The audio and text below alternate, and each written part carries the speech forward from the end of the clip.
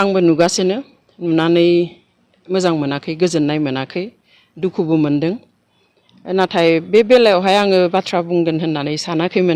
सानदोंमोन मोनसे समाव रायजोफ्रा बुजिलांगोन ओमफ्राय जोबगोन बे आयदाया होननानै खिन्थु नुबाय दा बांद्राय जाबोबाय आरो दिनै नोंथांमोना आं न'आव फैनायखौ मिन्थिनानै सोंफैनायलाय आंबो बे खाबुखौ लानानै फंनैसो बुंनो सानबाय जों गिबियावनो बेखौ मिन्थिनो नांगोन जे बे सेन्सासआ जोंनि भारत हादराव जानो गोनां जा सेन्सास बे सेन्सासआ धोरोमनि सायाव जाया आं सानो जे दा जिखिनि बाथ्रा दान्थेलायनाय बायदिसिना बाथ्राफोर ओंखारनाय गावजों गाव सोंखारिलायनाय धोरोमखौ लानानै सेन्सासनि बाथ्रा बुंलायनाय बेफोरो सेन्सासनि सोमोन्दै कनसेप्टआ बारा क्लियार जायफोरहा नङा बिथांमोना बेखौ खालामदों होननानै आं सानो खारन जों दिनै सेन्सास होननानै बुङोब्ला जे सेन्सासआ जोंनि बेयावहाय बियो गिबि खेबनि थाखाय जायाखै जे भारत हादराव दिनै सेन्सासआ 8 बार जालांबाय ब्रिटिशनि समावहाय गासै 8 खेब सेन्सास जादों आरो भारतआ उदांस्रि मोनखांनायनि उनाव अलरेडि 7 बार एबा 7 खेब जालांखांबाय बेयो जाबाय 8 खेबनि थाखाय जानो गोनां सेन्सास आरो बे सेन्सासआ 10 बोसोरनि मुरे जायो बेबादिहाय जोंनि भारत हादरा उदांस्रि मोनखांनायनि उनाव 1951 अर्थात 1951 बेनि उनाव 1961 71 1981 1991 2001 आरो 2011 आव सेन्सासआ जालांखांबाय सुबुं अनजिमा साननाया जालांखांबाय बेनि उनाव जानांगौमोन 2021 मायथाइ एबा 2021 आव किन्तु बयबो मिन्थिगौ जे हादर नाङैनो बा बुहुम नाङैनो जितु कोविड जाबाय बे पेन्डेमिकनि थाखाय सेन्सासखौ दोनथ'नो गोनां जाबाय आरो बिनिखाय दिनै फ्राय 16 बोसोरनि उनाव बे खामानिखौ सेन्सासनि प्रिलिमिनारि खामानिखौ दा स्टार्ट खालामनाय जादों दा बेयावहाय धोरोमा बोरै फैखो जोंबो सोमोनांदों खारन बे गोदो जेसेबां 7 खेब सेन्सास जालांबाय भारत उदांस्रि मोननायनि उनाव बेयावथ' धोरोमनि बाथ्राया फैयाखसै बे गोलाव समाव जोङो मा लिरनाय जों माबोरै बर' हिसाबै थांनानै थाबोखो बेफोर खोथाखौ जुदि जोङो एसे साननानै नायो दिनैनि बे थासारिया फैनाय नङामोन आरो बेबायदि थासारि फैनाया जोंनि थाखाय मोजां नङा जोंनि थाखाय बियो हारिनि थाखाय गोबां खहा लाबोदों दिनै बे गोलाव समाव फ्राय 60-70 बोसोराव बर'फ्रा सेन्सासनि समाव दिनै जायफ्रा बाथौ सिबियारिमोन बिथांमोना बाथौ लिरनो मोनासै हिन्दु लिरनांबाय एबा हिन्दुइज्मखौ लिरनांबाय आरो ख्रिस्टियानफ्रा ख्रिस्टियानिटि लिरबाय थेवब्लाबोथ' बर'आ जोबनानैबो थाङासै बा एक्सट्राहै बारायाखसैबो जेसेबां दङ बिदिबा बेसेबांनो थाबाय खारन बेखौहाय गुबैयै अनजिमाखौ सानो बिमानि रावनि सायाव मादार टां आं मा राव रायज्लायो दिनै बेनिखायनो जों आसामाव नुदों जे आसामाथ' माने असमियाफ्रा बिबाङा जोंनिख्रुइ बारा हिसाबै बिसोरनियावबो धोरोमनि संख्याया जोंनिख्रुइ बारा बिसोरनियाव असमिया मुस्लिम दङ जोंहा गैया बिसोरनियाव असमिया सिख दङ जोंहा गैया बिसोरनियाव असमिया जैन दङ जोंनाव गैया दा जोंनाव एसे एनैल' दङ धोरोमा गोबां धोरोम गैया जेसेबां गुबुननियाव दङ आरो बेखौ जों मिथिनाया मोजां जे बुहुमाव खुनु मोनसे हारि गैया जाया मोनसेल' धोरोमाव थायो आरो बियो खिन्थु सेन्सासआव जेबो एफेक्ट खोख्लैया जेबो गोहोम खोख्लैया दा जोंनिया बाथौआरि बा ख्रिस्टियान बा ब्रह्म बेखौ लानानै जि सानलायबाय थादों बे कनसेप्टखौ एसे क्लियार खालामलायना लानाया मोजां होननानै आं सानो खारन दिनै असमियाफोरा मा खावलायदों अखम साहित्य सभाया दिनै बेंगलि मुस्लिमफोरखौ खावलायदों जे नोंथांमोना सेन्सासआव बिमानि रावखौ असमिया लिर मातृभाषा असमिया लिर होननानै दिनै आदिबासिखौ खावलायदों बिदिहाय सिखफोरखौ खावलायदों जे असमिया लिर जाहाथे असमियाफोरनि अनजिमाया बाङो खिन्थु बिसोर बुङाखै जे नोंसोरो मुस्लिमफ्रा गावनि धोरोमखौ लिरनो नाङा होननानै मात्र रावखौसो बिमानि रावखौसो असमिया लिर एबा मातृभाषा कलमावहाय असमिया लिर होननानै बुंदों दा जोंनियाबो बेखौसो खावलायनांगौ जोंनि दिनै थुनलाइ आफाद होन जाय होन जों बेफोरखौसो खावलायनांगौ जोंनि गोबांफ्रा दिनै टाउन सोहोराव बहाबा दिल्लीयाव थायोब्ला मुम्बाइआव थायोब्ला फिसाफ्रा दिनै हिन्दी रायलायो सोरबा गुवाहाटीयाव तेजपुराव थायोब्ला असमिया रायलायो बिसोर जाहाथे बर' राव रोङाब्लाबो सेन्सासनि समाव जाहाथे बिमानि रावाव बर' रावखौ लिरो जों बेखौसो खावलायनो नांगौ दिनै सनितपुराव थानाय गोबां खना खनलानि सुबुंफोरा बर' रोङा दिनै आपार आसामथिं थानाय गोबां डिस्ट्रिक्टआव जोंनि बर'फ्रा गोसारनानै दं गोबाङा दिनै बर' राव रायलायनो रोङा खिन्थु बर'थार बिथांमोनखौसो जोङो खावलायनो नांगौ जे रोङाब्लाबो रायज्लायाबाबो जाहाथे बिमानि राव कलमाव बयबो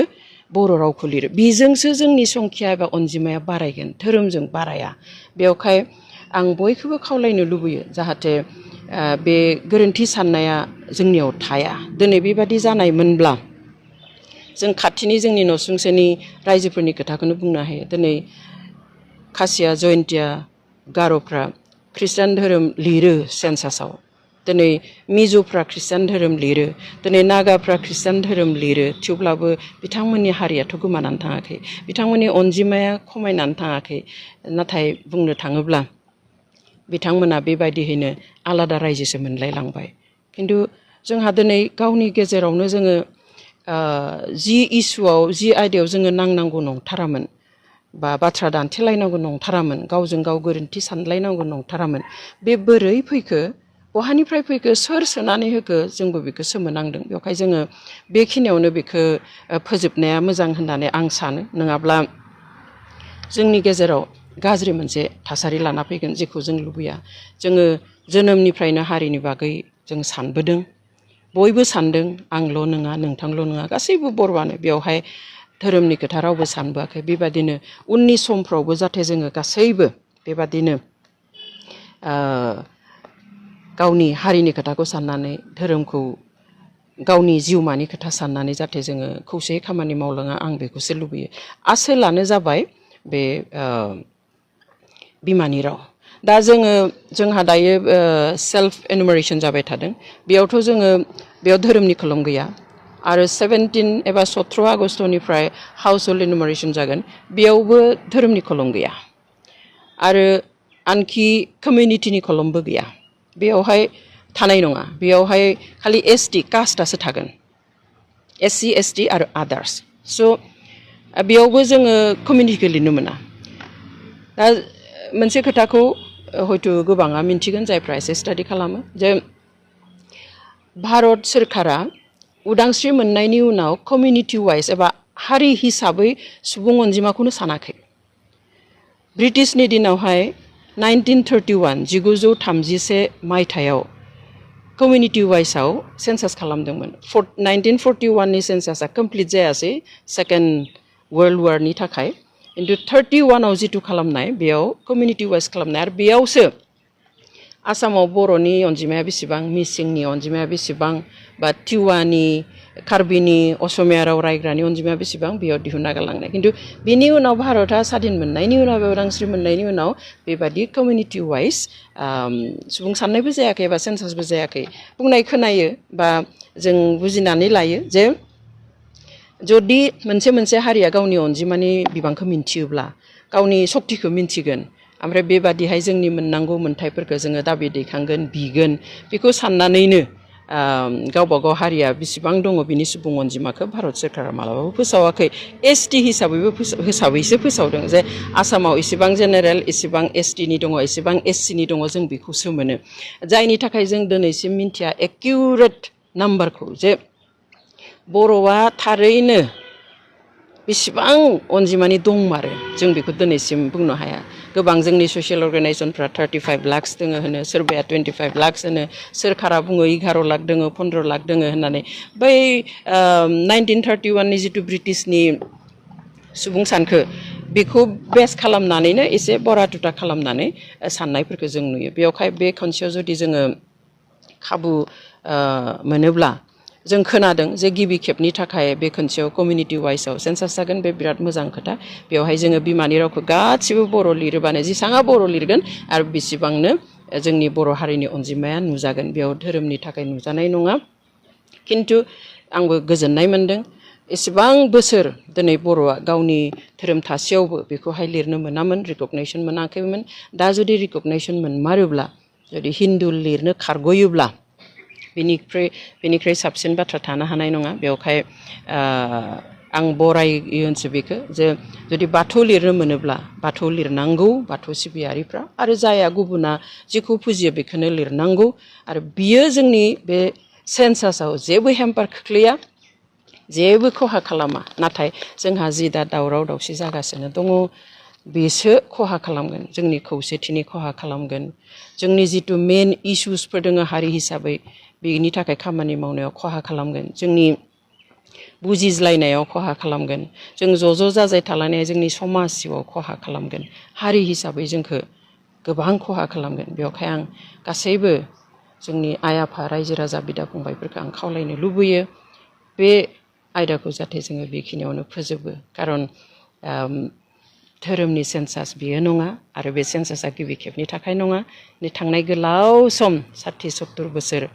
दिनै बाथौ सिबियारिफ्रा एबा ख्रिस्टियाननि अनगायै गुबुन धोरोम सिबियारिफ्रा गासिबो हिन्दुखौनो लिरबोनो गोनां जानाय आरो ख्रिस्टियान सिबियारिफ्रा ख्रिस्टियानिटि लिरबोनांनाय बिनि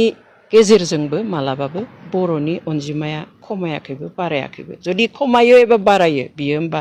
जोंनि बे बिमानि राव जुदि जों लिरा गुबुननि रावखौ जुदि जोङो बिमानि राव होननानै लिरो असमियाखौ जुदि जोङो दिनै मातृभाषा होननानै लिरफ्लाङो